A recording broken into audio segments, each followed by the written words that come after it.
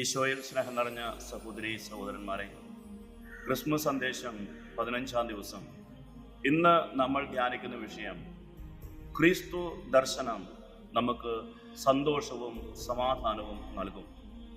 യേശു മനുഷ്യരോടൊപ്പം ആയിരിക്കാൻ ഈ ലോകത്തിലേക്ക് വന്നു. ആ യേശുവിനെ നമ്മൾ സന്ദർശിക്കുകയും ആ യേശുവിൽ നിന്ന് അനുഗ്രഹം തേടുകയും വേണം.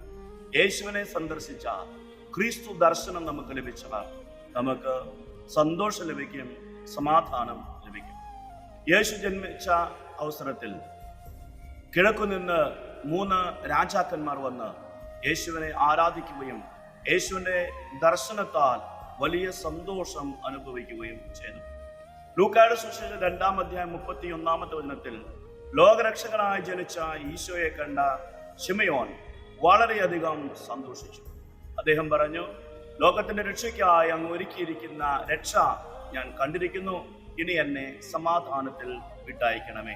യേശുവിനെ കണ്ടാൽ സമാധാനം ലഭിക്കും, യേശുവിനെ കണ്ടാൽ ആനന്ദം ലഭിക്കും. ഈ ക്രിസ്മസിന്റെ അവസരത്തിൽ ഈ യേശുവിനെ കാണുവാനും യേശു ദർശനം വഴി ആനന്ദം ലഭിക്കുവാനും നമ്മൾ പരിശ്രമിക്കുകയാണെങ്കിൽ തീർച്ചയായും ആ ആനന്ദം നമുക്കും സ്വന്തമാക്കാൻ കഴിയും. യേശു നമ്മുടെ അടുത്തേക്ക് വന്നു.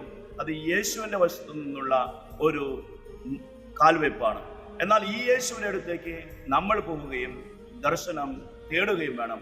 അപ്പോഴാണ് നമുക്ക് അനുഗ്രഹം ലഭിക്കുന്നത്. ഈ അവസരത്തിൽ നമുക്ക് യേശുവിൻ്റെ അടുത്തേക്ക് പോകാം, യേശുവിനെ ദർശിക്കാം. നമ്മുടെ ജീവിതത്തിൽ സന്തോഷവും സമാധാനവും ലഭിക്കാൻ വേണ്ടി പ്രാർത്ഥിക്കാം. പുൽക്കൂട്ടിലെ ഉണ്ണീശോ നാം എല്ലാവരെയും സമൃദ്ധമായി അനുഗ്രഹിക്കട്ടെ. ആനന്ദം കൊണ്ട് നമ്മുടെ ജീവിതങ്ങളെ നിറയ്ക്കട്ടെ.